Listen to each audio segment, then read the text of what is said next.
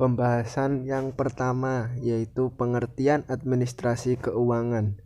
Administrasi keuangan yaitu kebijakan dalam pengadaan dan penggunaan keuangan untuk mewujudkan kegiatan organisasi kerja yang berupa kegiatan perencanaan, pengaturan, pertanggungjawaban, dan pengawasan keuangan. Pengertian keuangan ini bisa dilihat dalam artian luas dan artian sempit. Yang pertama, artian luas. Administrasi keuangan dalam artian luas adalah suatu pedoman yang erat kaitannya dengan penggunaan dan pelaksanaan dana yang ada dalam suatu organisasi untuk menghasilkan aktivitas organisasi yang baik. Organisasi yang baik menurut saya adalah apabila keuangannya itu sehat. Dan administrasi keuangan ini dilakukan oleh seorang akuntan, seseorang yang memang ahli di dalam bidang keuangan. Tentunya seorang akuntan harus jujur dan baik. Yang kedua, pengertian administrasi keuangan dalam artian sempit. Lebih mengerucut tentunya. Dalam artian sempit, administrasi keuangan adalah mencakup seluruh kegiatan yang berhubungan dengan pencatatan, pendataan, serta pengeluaran untuk pendanaan berbagai kegiatan operasional perusahaan dalam bentuk pengelolaan keuangan dan akuntansi. Dalam artian sempit ini sudah mengerucut, maksudnya kegiatan operasional perusahaan atau organisasi lain, baik organisasi masyarakat, organisasi politik, organisasi kampus, atau lembaga-lembaga seperti lembaga pendidikan, pasti ada administrasi keuangan. Adapun pengertian administrasi keuangan menurut para ahli yaitu yang pertama menurut Uben, Hughes, dan Norris.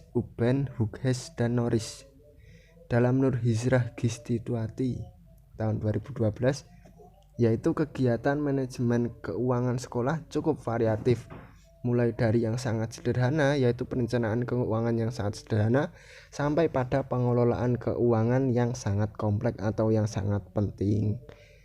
Karena di setiap lembaga pendidikan sekolah kan ada yang misalnya ada yang administrasi keuangan atau manajemen keuangan yang sederhana dan yang penting.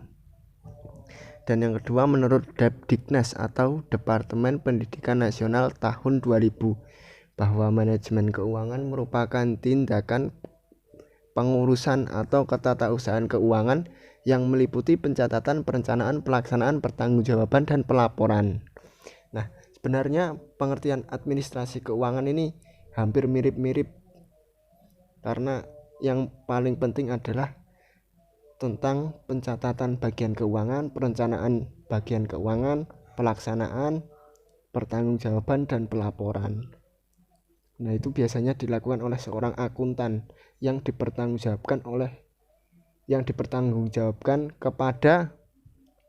kepada seorang manajer di sebuah lembaga atau di sebuah organisasi. Dipertanggungjawabkan kepada manajer atau stakeholder yang ada di lembaga tersebut. Dan manajemen keuangan dapat diartikan sebagai rangkaian aktivitas mengatur keuangan sekolah mulai dari perencanaan, pembukuan, pembelanjaan, pengawasan, dan pertanggungjawaban keuangan. Karena di sini menurut Departemen Pendidikan Nasional, jadi yang di sini mencakup keuangan sekolah.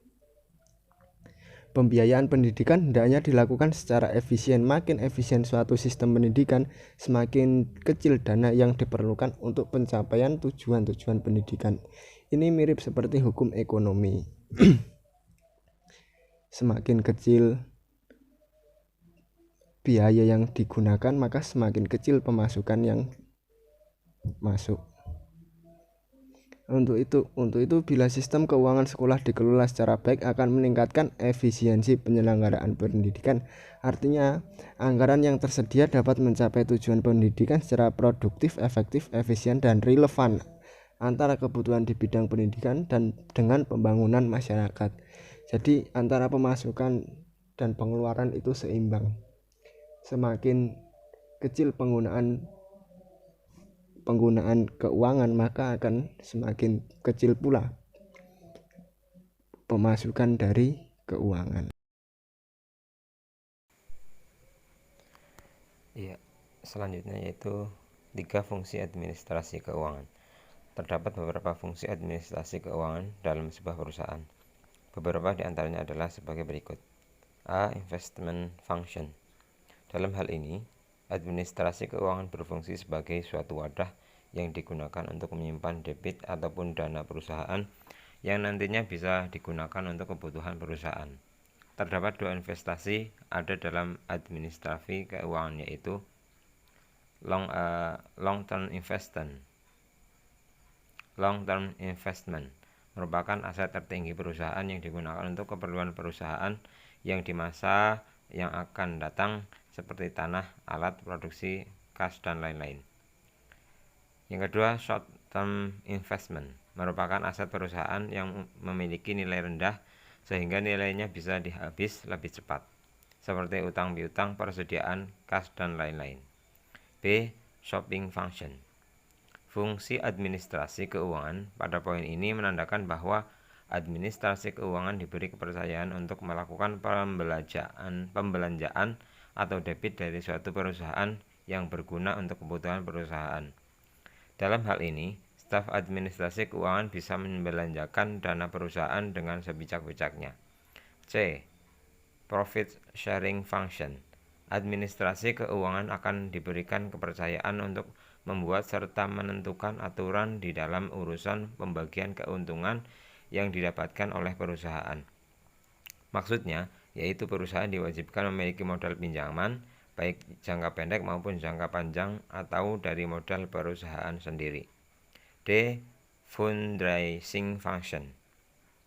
Pada umumnya, fungsi yang dimaksud pada poin ini adalah menyediakan dana untuk perusahaan, sehingga perusahaan mampu memenuhi kebutuhannya. Hal ini bisa diartikan sebagai mencari investor ataupun sponsor untuk perusahaan. Manfaat administrasi keuangan. Administrasi keuangan pastinya mempunyai manfaat yang bisa kita rasakan atau kita bisa rasakan sehari-hari. A. Pencatatan pendapatan dan pengeluaran menjadi lebih terorganisir.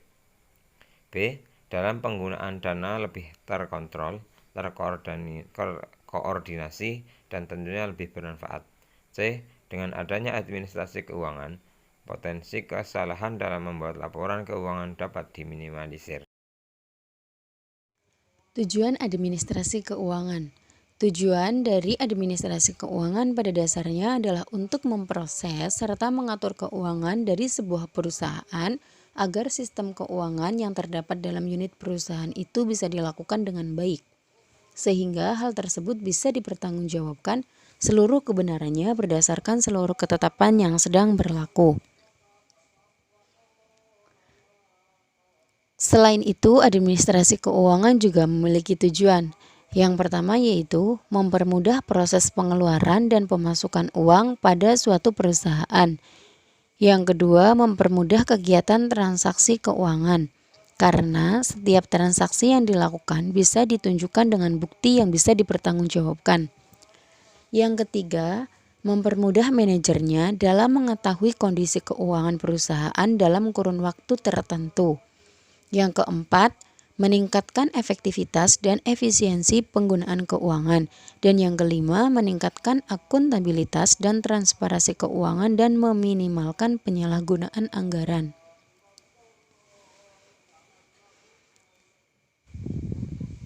Selanjutnya yaitu implementasi administrasi keuangan. Implementasi administrasi keuangan terdiri dari beberapa komponen.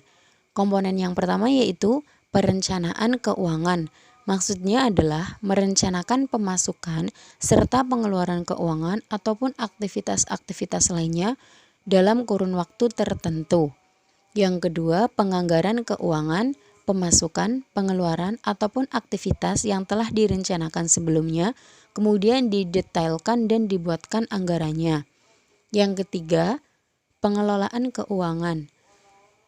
Penggunaan dana sedemikian rupa agar dapat bermanfaat secara maksimal.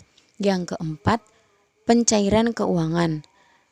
Pencairan keuangan ini yaitu upaya mendapatkan pendanaan agar segala aktivitas organisasi berjalan dengan lancar. Yang kelima, penyimpanan keuangan. Upaya ini adalah pengumpulan dana organisasi kemudian menyimpannya dengan aman. Yang keenam, pengendalian keuangan. Pengendalian keuangan ini berkaitan dengan penilaian dan perbaikan sistem ataupun kinerja keuangan di dalam organisasi. Dan yang nomor 7 yaitu pemeriksaan keuangan. Pemeriksaan keuangan ini berkaitan dengan pemeriksaan atau audit internal terhadap penggunaan keuangan agar penyimpanan dapat dicegah.